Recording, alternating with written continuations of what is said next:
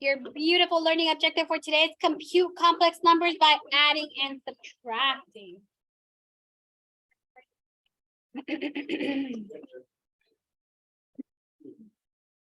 Now, like I said, we're going to have a different type of number. I'm going to go ahead and explain to you guys where it comes from. And how do we get that? Divine behave. Pick up the trash, please. Ahora sí, ¿listos? Yes. Okay. Everybody had written down the agenda and everything else and all that fun stuff and all that stuff. I'll go ahead and post it right now so you can go back to it in your own time. Okay, now computing complex numbers. What is a complex number? There's two components to it, guys. And I'm going to the definition. Everybody has this? Yes. Okay. Now there's two components to it. It's going to be a number, or basically numbers that contain a real number and one imaginary number. Now, here are my examples. I have square root of -4, 6 plus 8i, 12 minus 6i, or just 3i by itself. We have our non-examples. We have 5, 2x plus 2x, sorry, x squared plus 2x plus 1, and 3x plus 12 equals 15. Now, in this case, we're not doing equations because obviously we're not solving for a variable. That I is going to represent what we call an imaginary number. And I'll go ahead and tell you guys where it comes from. But the imaginary number is usually present within the number. And it's seen as I. So these i's that we have here are what we know as imaginary numbers. Now, you might see negative, square root of -4. You might be questioning this one. I'll go over this one, where it comes from and how does it become square root of -4. Okay. Now, let's see. I'll let you guys copy this down. The definition. We have imaginary numbers from, or how they're composed, basically. What are complex numbers? Complex numbers are basically numbers that are have two components. They have a real number and they have an imaginary number. A real number can be anything in the real number line. Anything that you can graph on the number line is considered to be a real number. So it can be a whole number, it can be an integer, it can be an irrational number, it can be a square root or a radical, it can be a fraction, it can be a decimal, whatever you guys can graph on the number line. An imaginary number, like I said, it's that number that contains that I. Now, where does I come from? I'm going to go ahead and explain it to you guys right now. But basically, whenever we have those two components together, that's what we call a complex number. Can we combine these two values together? Not really. Therefore, we leave them as two separate terms. Now, here's the anatomy, or basically where the imaginary number comes from. We've been doing square roots or radicals of numbers, right? So for example, let's say we have a square root of 16. What are results of square root of 16? Close. Plus or minus 4, right? We have two possible numbers because we can have -4 times -4, and it gives me positive 16. And we also have positive 4 times -4, and it gives me positive 16. Now, what if in this case we have negative square root of, negative 16 square root? It can't be, it doesn't exist. Because we have to have two numbers that multiply together and give us that result, that plus or minus 4. So let's say that we want to multiply two negative numbers. What's my result? Positive numbers. What about a positive and a positive?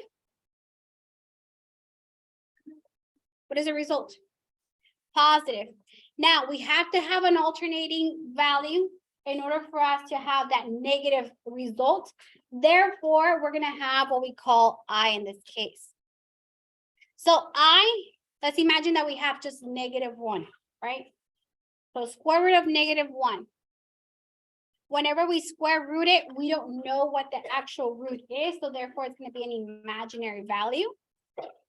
And we're going to go ahead and automatically assign it I. So in this case, like I said, my value of I will always be the square root of -1. Copy this down in your notes, guys, so you can have it. I will be equal to the square root of -1.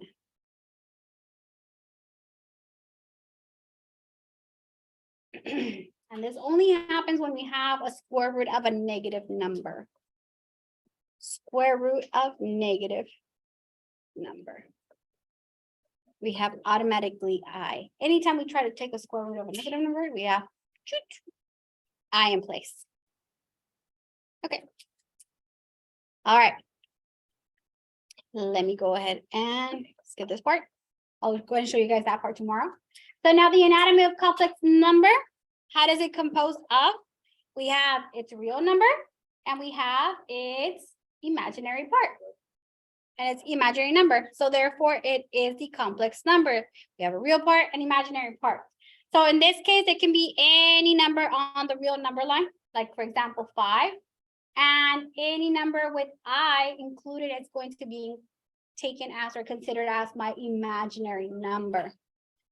So we have the anatomy of a complex number. Now go ahead and copy this down so you guys can have it in your notes. Yeah, 5 plus 8i. We have real number plus 8i is our imaginary part. Now let's go ahead and identify what the parts are with the given example. Let's see if we can identify the real number and the imaginary number. Joel, phone away, please. Thank you. All right, everybody has it. Am I going too fast, guys? Okay, all right. So example number 1, identify the real number and imaginary number. Let's see. Daisy, what's my real number here? 7 is my real number. And what is my imaginary number here, Joel? 5. In this case, it would be now 5. 5i. So this would be my imaginary number. All right, so we have 2 parts. Real number and imaginary number. And this makes together a complex number. All right, go ahead and do this one next. Next example, 6 minus 2i. A ver, Angel, which one's my real number? 6 is my real number. And what is my imaginary divine? Close. -2i. We have to get or take that to it, -2 in consideration there. Thank you. So -2i is my imaginary number. Okay, perfect. Everybody has this? Perfect. All right, next example, -8i. What's my real number and what is my imaginary number part here? 9. A ver, let's see. Joaquin, help me out. What's my real number? So what do we consider for it to be nothing? It would be 0 in this case. So 0 would be my real number. You can still graph 0 on a number line, so it exists. But here's my real number, 0. And in this case, -8i is the imaginary.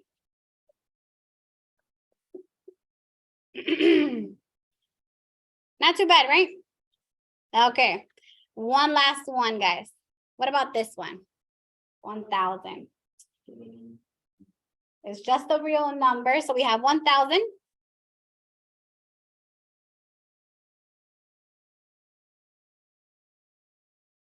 And what is my imaginary number? Not I. It's what? 0i. So in this case, my coefficient for I will be 0. So I have my imaginary number. Will be 0i. Okay, how do you feel about these now? Identifying the parts to it. Yes? Okay, all right, let's step it up now. Let's go ahead and combine them now. Let's say I have one complex number adding to another complex number and also subtracting to another complex number. So we're going to go ahead and add and subtract these 2 numbers, and we're going to see what we have as a result. So the way that we're going to do this is that we're going to go ahead and create a sum. So bless you. Sum. My first number, I have 5 plus 7i plus -2 plus 9i. Too many subtractions here. I mean, in addition. So we're combining like terms. Notice here that we're adding. So we can go ahead and drop our parentheses and rewrite our beautiful terms. So we have 5 plus 7i minus 2 plus 9i. Once we get here, we can go ahead and act or believe or basically treat I as a variable, but it's not a variable. Remember that it's going to be that square root of -1. So we're going to go ahead and combine like terms. So all my real numbers are combined with my real numbers. All my imaginary numbers are going to be combined with my imaginary numbers. So what are my real numbers here?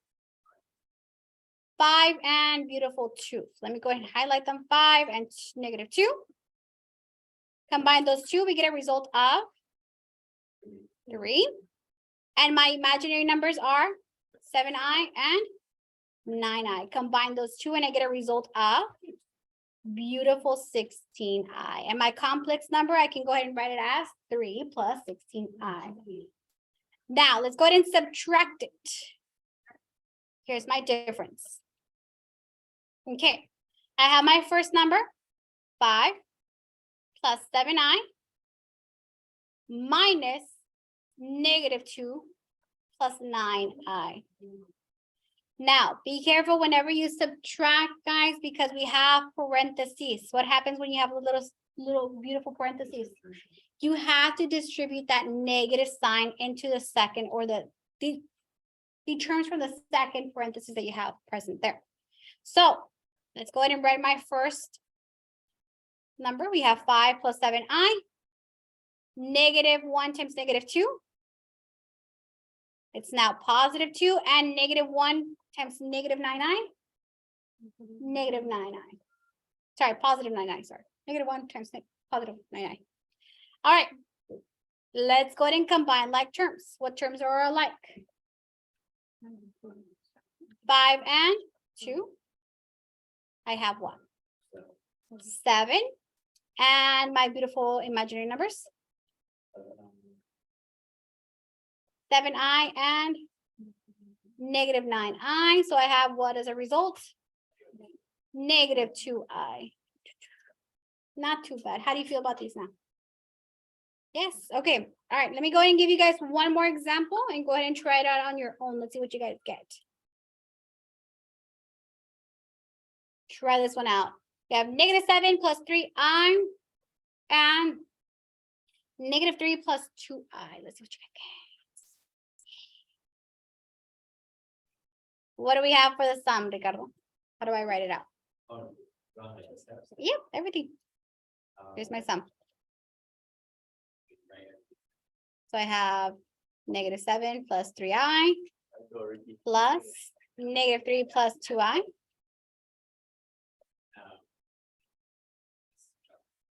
Okay, so we have -7 plus 3i plus minus, thank you, plus 2i. So what is alike? -3 we have as a result. -10. 3i and 2i. What's the result? 5i. Woo, woo. All right, raise your hand if you agree.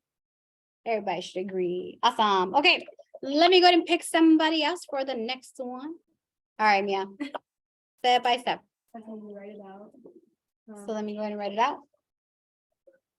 -7 plus 3i minus -3 plus 2i. Okay, what's my next step?